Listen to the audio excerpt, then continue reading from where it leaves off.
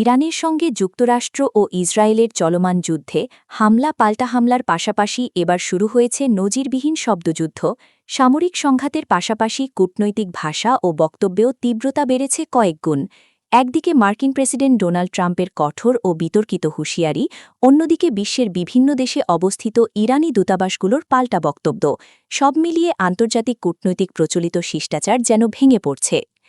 সর্বশেষ আপডেট পেতে ভিডিওতে লাইক দিন, চ্যানেলটি সাবস্ক্রাইব করুন এবং আপনার মতামত কমেন্টে জানান।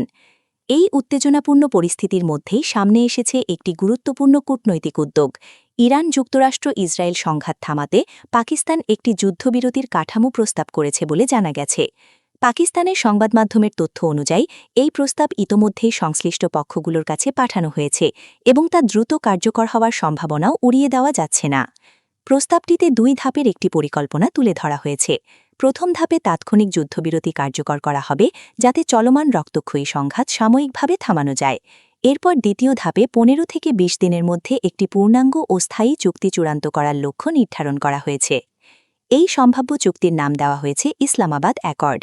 এর আওতায় শুধু যুদ্ধবিরতি নয়, বরং হরমুজ প্রণালীকে ঘিরে একটি আঞ্চলিক নিরাপত্তা ও বাণিজ্য কাঠামো গড়ে তোলার কথাও বলা হয়েছে। বিশ্লেষকদের মতে এটি বাস্তবায়িত হলে মধ্যপ্রাচ্যের দীর্ঘমেয়াদী স্থিতিশীলতার জন্য বড় ভূমিকা রাখতে পারে। এমন আরও আপডেট পেতে লাইক, কমেন্ট ও সাবস্ক্রাইব করতে ভুলবেন না।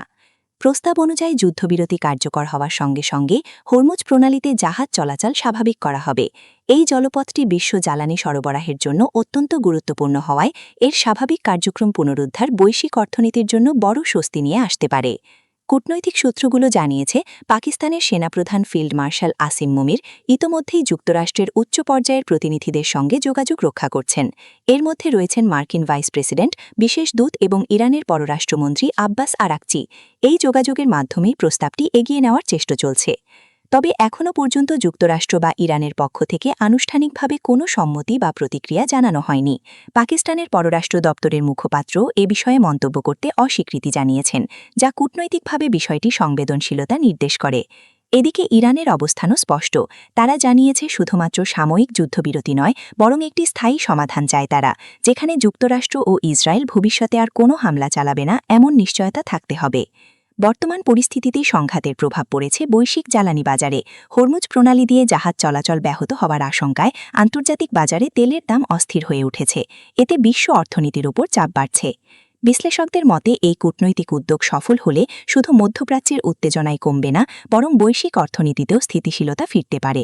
তবে এই উদ্যোগ ব্যর্থ হলে সংঘাত আরও দীর্ঘায়িত হওয়ার আশঙ্কাও রয়েছে। সব মিলিয়ে পরিস্থিতি এখন অত্যন্ত সংকটপূর্ণ এবং ভবিষ্যৎ নির্ভর করছে সংশ্লিষ্ট দেশগুলোর চূড়ান্ত সিদ্ধান্তের ওপর। এখন বিশ্ব তাকিয়ে আছে কূটনীতি জিতবে নাকি যুদ্ধই আরও বিস্তৃত হবে।